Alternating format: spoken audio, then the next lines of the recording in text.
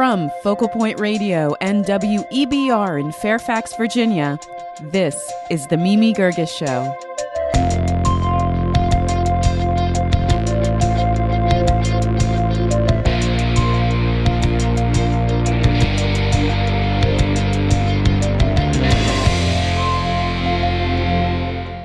In this hour, Finding Faith, Eventually.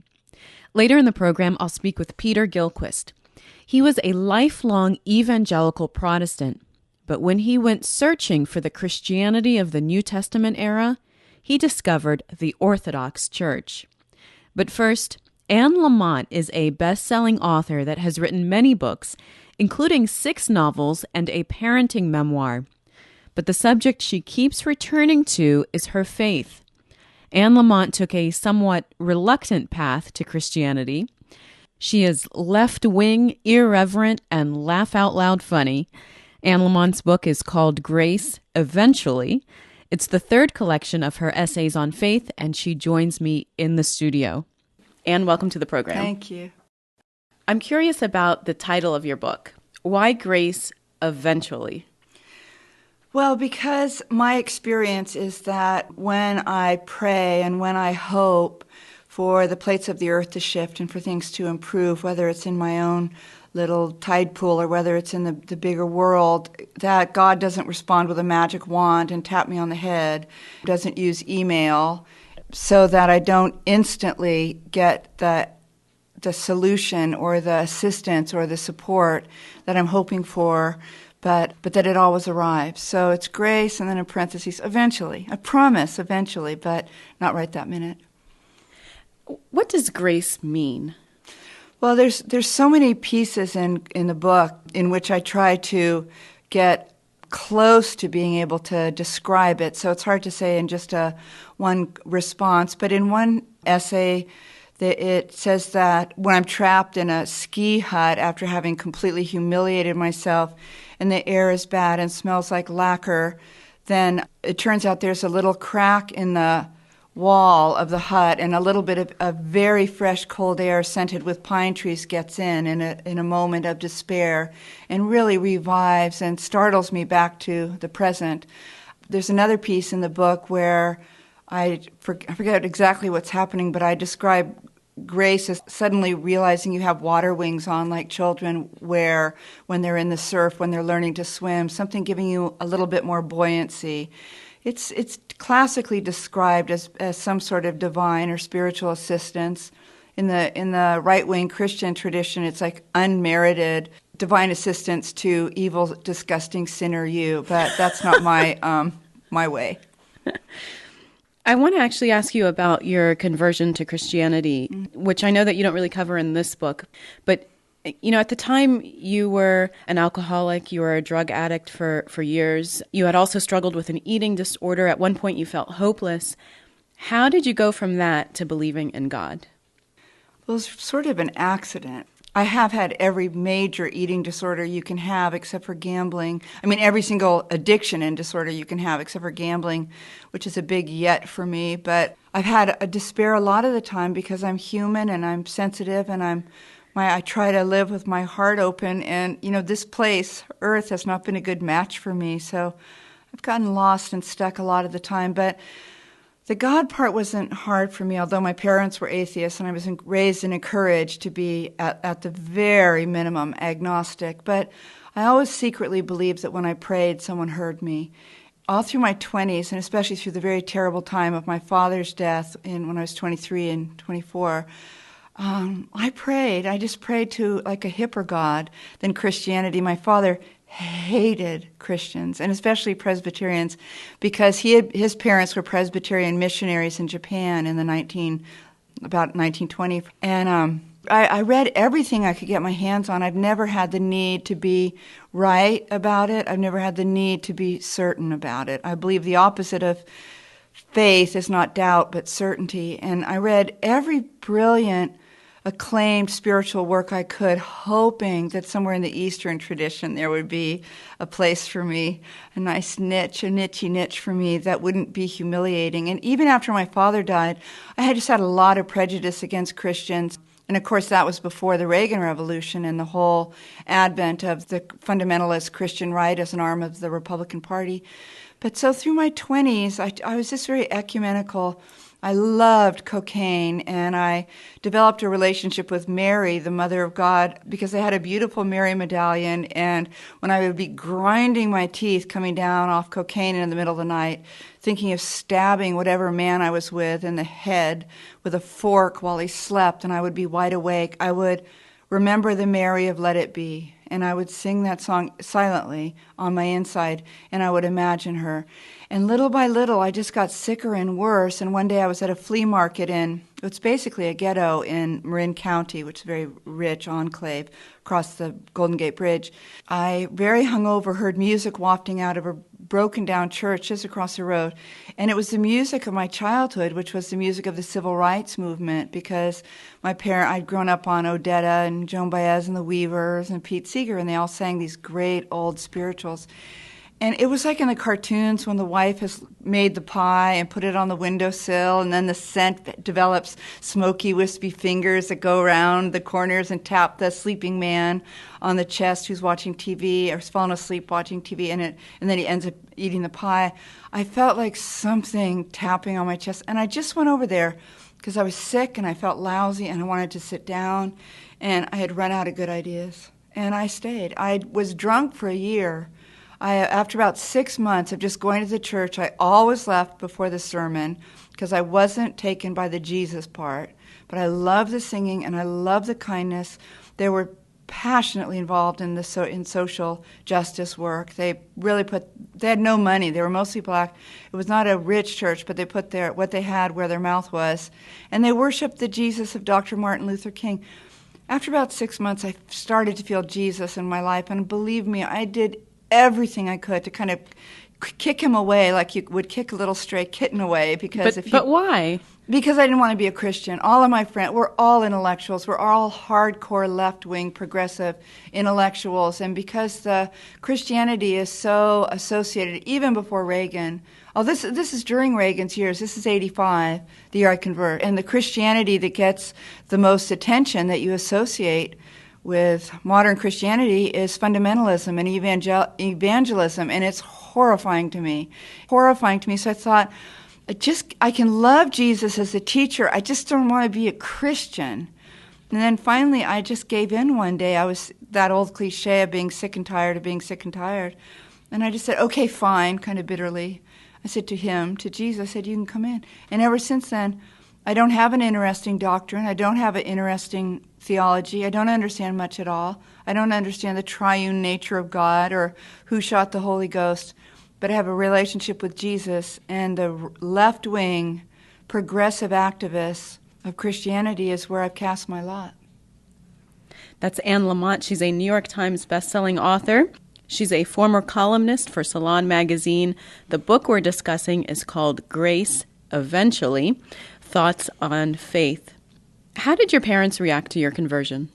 Well, my father had died many years before. See, that is how influential he was in my life. I really adored him, but he had been dead for 6 years when I converted, and I still would see the Presbyterians. He always called them God's frozen people, and it was like so quirky or funny that I ended up there. But my mom was an agnostic from Liverpool, and so she'd grown up a little bit Anglican, and she still went to midnight mass at this beautiful, fancy cathedral. That was her Christianity, and I'd been going with her all my life there. And she just felt it was ridiculous. It was like, oh, for God's sake. But I was a very, very attentive daughter, and all of my mom and my younger brother was a Catholic by then, and my older brother ended up converting. We are the least likely Christians in America, the 3 Lamott children.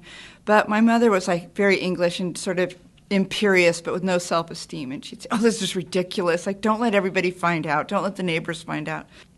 And my friends felt like, oh, this is sort of Annie's little blind spot, because I'd really been in trouble with drugs and alcohol for at least 10 years. And I even though I was still drinking, I at least was doing better, and it was clear I wasn't suicidal. I wasn't risking my life anymore, and I found this funny little community, and I just lived for the next Sunday to be with them.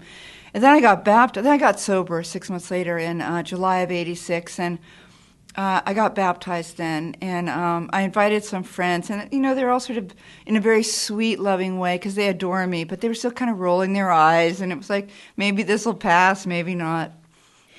You had a somewhat difficult relationship with your mother. Yes. Could you actually read to us from your book the beginning of the essay that's called Mom Interrupted? Yes, sure. I had a real mixed grill of a relationship with my mother. A lot of love, but a lot of... Boy, she was a handful. Okay. Yesterday, I called my internet provider with a billing question and got a vivacious female robot who told me how glad she was to help me. Could we begin with my touch toning my phone number? I hit 0 for an operator, but this time the robot paused for a second and said calmly, like Nurse Ratched, "Okay, but you'll just have to answer these same questions with someone else. So would you like to begin again by touch toning your phone number?" I could hardly breathe. After a moment, I said slowly, "Mom?" And why was your relationship with your mother so difficult? Well, I think that a lot of daughters, most of the daughters I know, have had complicated relationships. Sometimes with a lot more mutual love and affection and ease. But I honestly think it was partly my mother's Englishness. I think the English are so funny. My boyfriend's parents were English too, and they are just their own kind. And in our case, in my childhood, my mother, it was like this instant revisionist history went on in our house, because whatever happened, it had to be redone so that it became something other people would be slightly jealous of, instead of something that was threatening to sink one of us. It was like this carrot juicer. You'd put in the truth of what had happened and push it down, and drinkable carrot juice would come out that didn't really seem to be what you had experienced. And so the very troubling part of that was that I grew up not thinking I could trust myself and trust that my own experiences were valid, and I had to fight back tooth and nail in my 30s and 40s to come to believe that what I see is actually happening. My mother was really brilliant, and she's probably the smartest person in the family, and yet she had given up her work as a writer to raise the three of us. She became a lawyer in my teenage years, which was unbelievable, and she put herself through law school as a Kelly girl. So she was formidable, but she was small, and she had terrible self-esteem, and she had a terrible marriage, and now she lived with my father, married for 27 years, and so I grew up not having a clue what love looked like, except clearly you didn't ever raise your voice or talk about it. It was like this clipped little Harold Pinter play, and so I grew up not believing you got to have difficulties with people, that you used caulking material to hide them, or you used duct tape to hold them together, or you basted things together and you put on a happy face. And I think that is extremely destructive to a child. That's Anne Lamott. She's a New York Times bestselling author. Her other books have included Plan B, Traveling Mercies, and Operating Instructions. Her biweekly Salon magazine online diary was voted the best of the web by Time magazine. The book we're discussing is called Grace Eventually. And you're the mother of a teenage son named Sam. Mm-hmm. And I would imagine that in itself could fill a whole book on faith and grace. Uh-huh. Now, you say this in your book, quote, "You've got to wonder what Jesus was like at 17. They don't even talk about it in the Bible. He was apparently so awful." So I take it... 17 was awful. Why? Because half of them seem to be really easy, and they really love school, and they want to do their homework, and they want to go to great colleges, and half of them don't.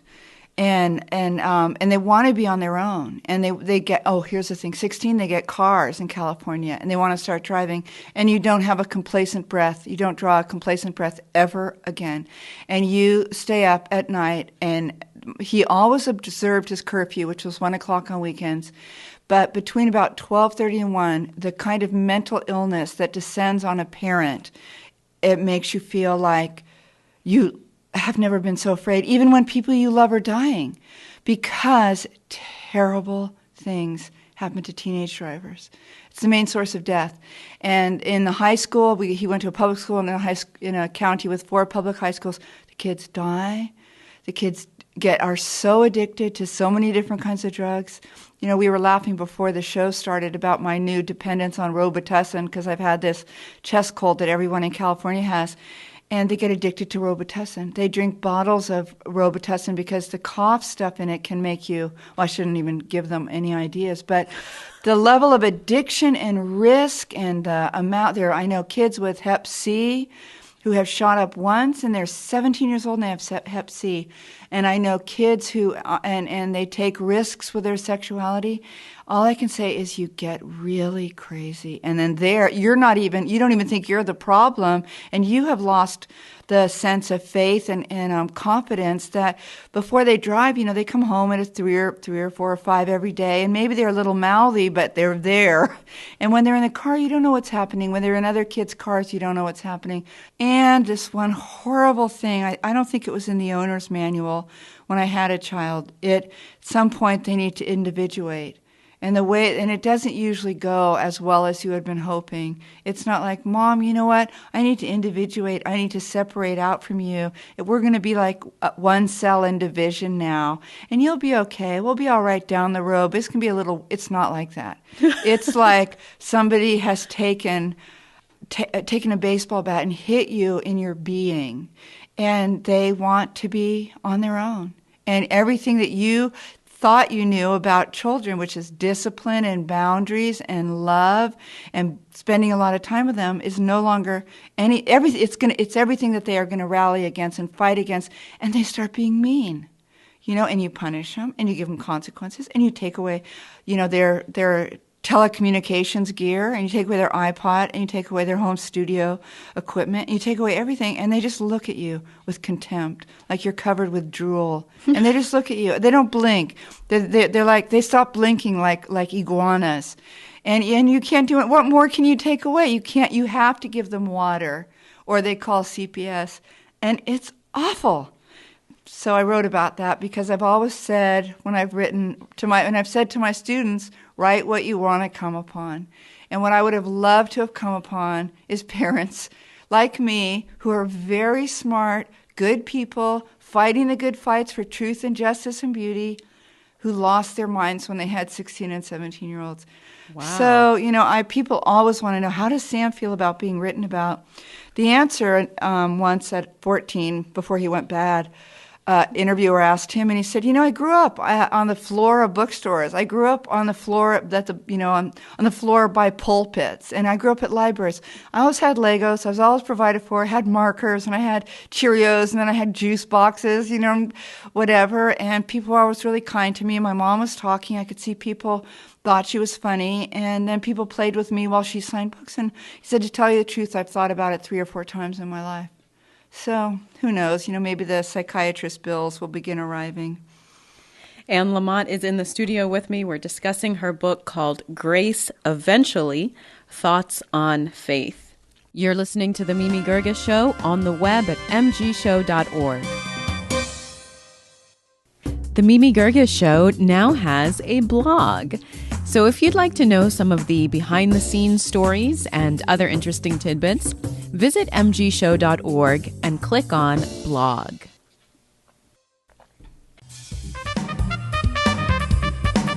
If you're just joining us, best-selling author Anne Lamott is in the studio with me.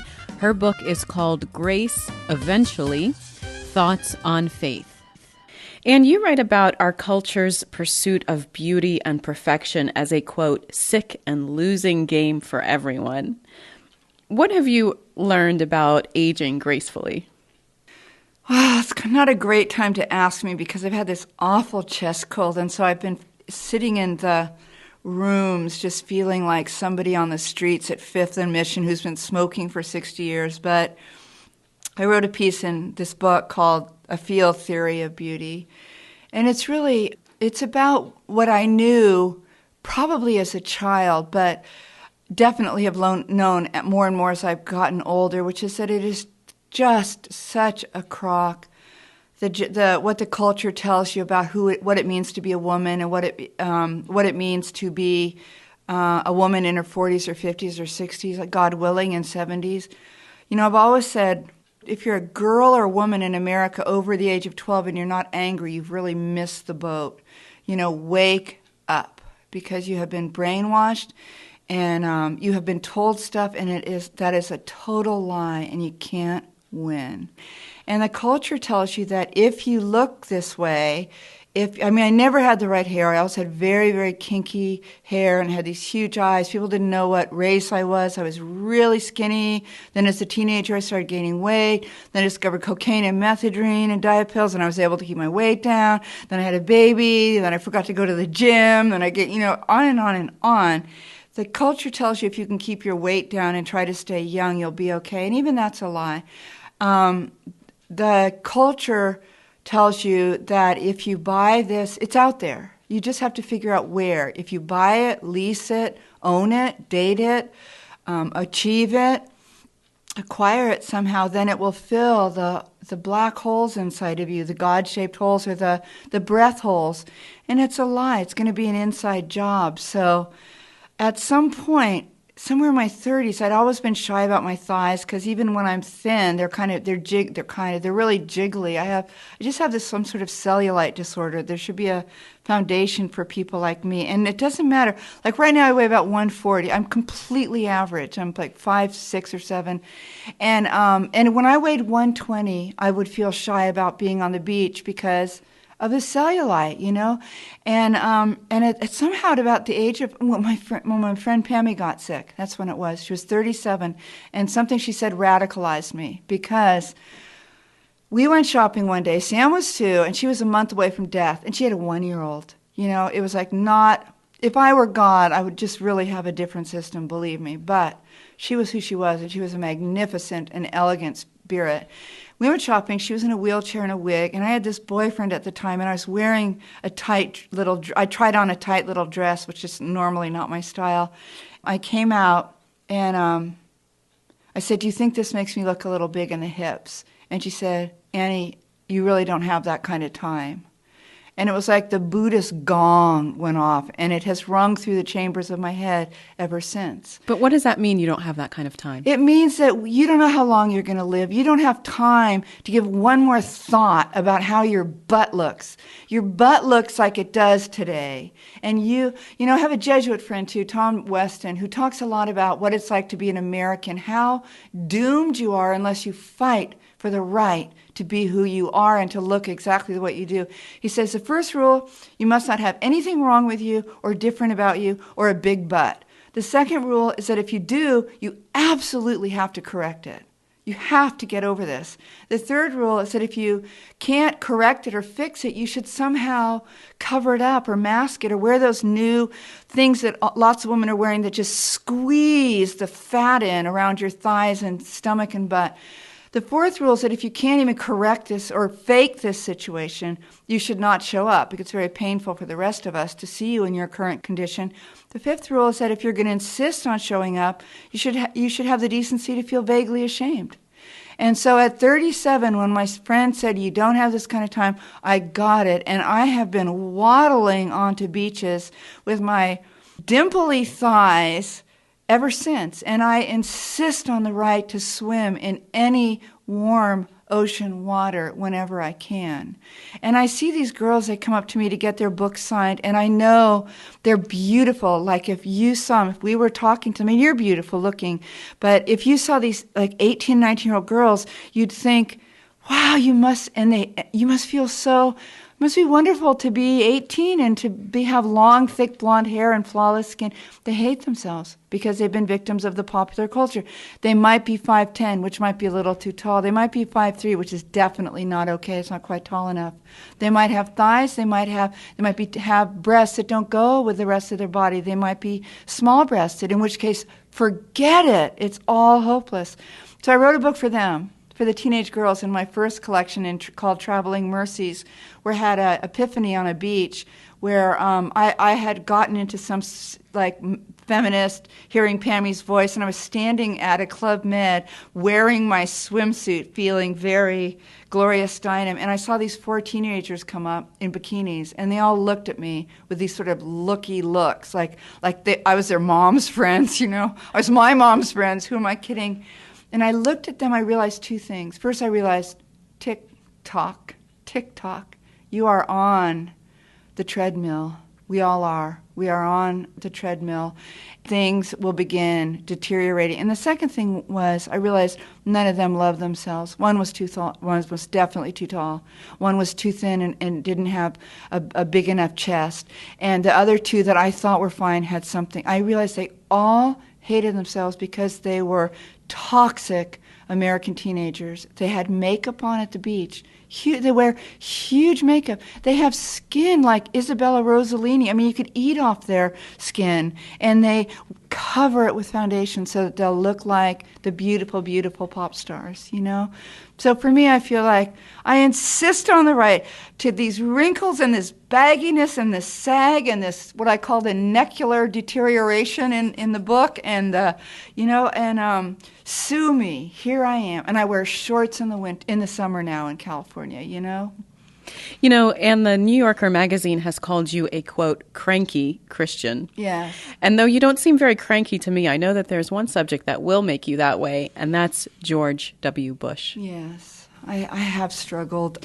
However, in my own defense, in Plan B, which was the last collection of thoughts on faith, I was enraged. I was not a cranky Christian. I was an apoplectic Christian. I was so furious and damaged and obsessed with the catastrophe of this administration.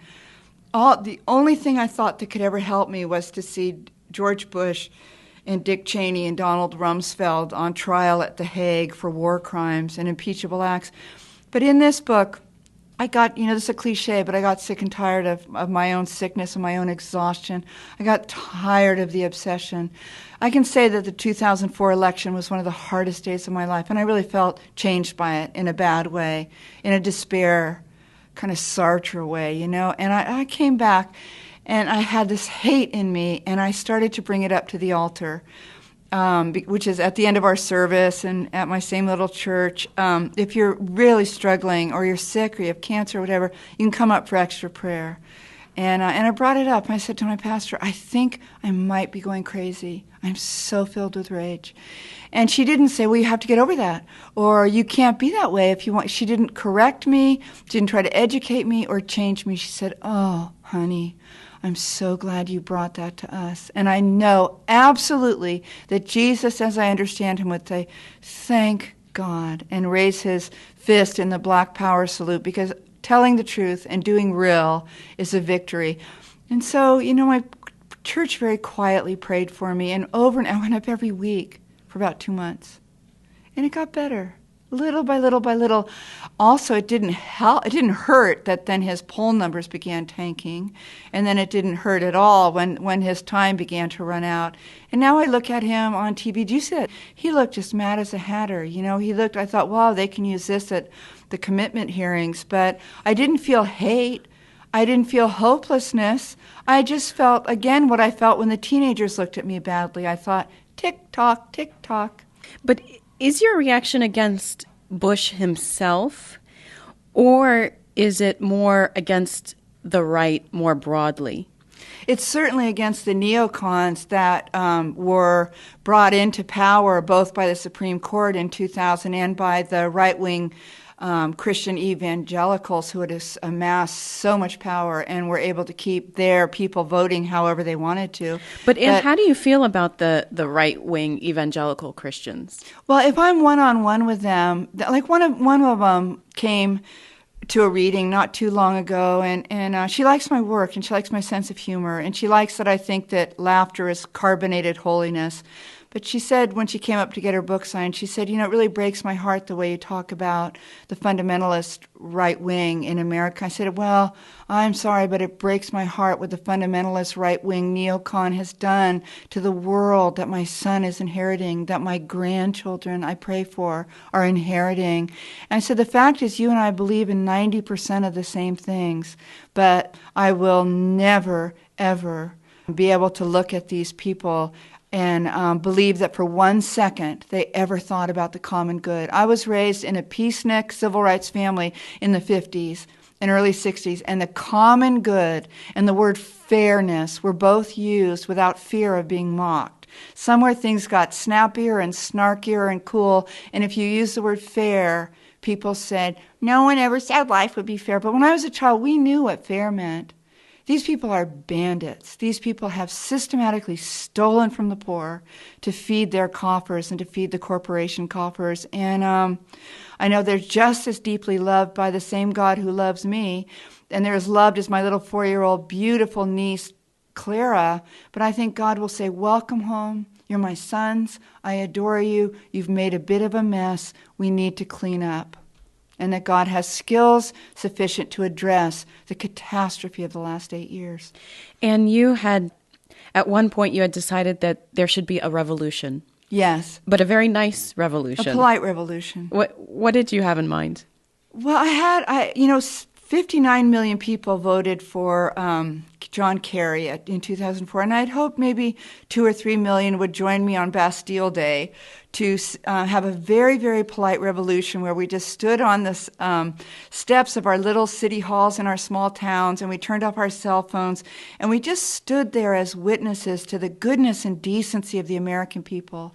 Now, my dad in the late 60s wrote a book that takes place in San Francisco, and one scene is a peace march on the Golden Gate Bridge, and the protesters are carrying signs that say, turn off the lie machine. But in my revolution, we wouldn't have any placards, and we certainly wouldn't have any slogans because that would lead to haranguing. It would be a loving and peaceful, kind of an Al Gore Green Day, and we bring the poor people that we saw that day a bit of fruit and maybe a fresh water, because that is what grace and spirituality always involve, is a little glass of water for those who are so thirsty.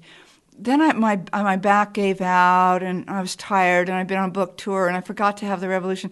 And then finally I had it on July 14th, which is Bastille Day, and my boyfriend's birthday, but I forgot to get everybody pumped up, so only I stood there with my little sign. I did have a sign that said, one people, one world, one future. And I think I'm going to have to re-energize the call to revolution after I get my voice back after this next book tour. But the last thing I want to say is in operating my instructions, my book about Sam's first year, George Herbert Walker Bush, who I also had some issues with, was president, and I was going to raise Sam to be the leader of the rebel forces. And by about 3 or 4 years into Sam's life, I decided I was going to raise him instead to be a Democratic precinct worker. And that's where I am now. Anne Lamott, the book is Grace Eventually, Thoughts on Faith. It's published by Riverhead Books. Anne, thanks so much for coming in and being on the show. Thank you for having me. Great to be here. Coming up on the opposite side of the spectrum, a journey back to the ancient Christian faith. You're listening to The Mimi Geerges Show on the web at mgshow.org. If you'd like a CD copy of this or any of our programs, surf over to our website at www.mgshow.org and place your order.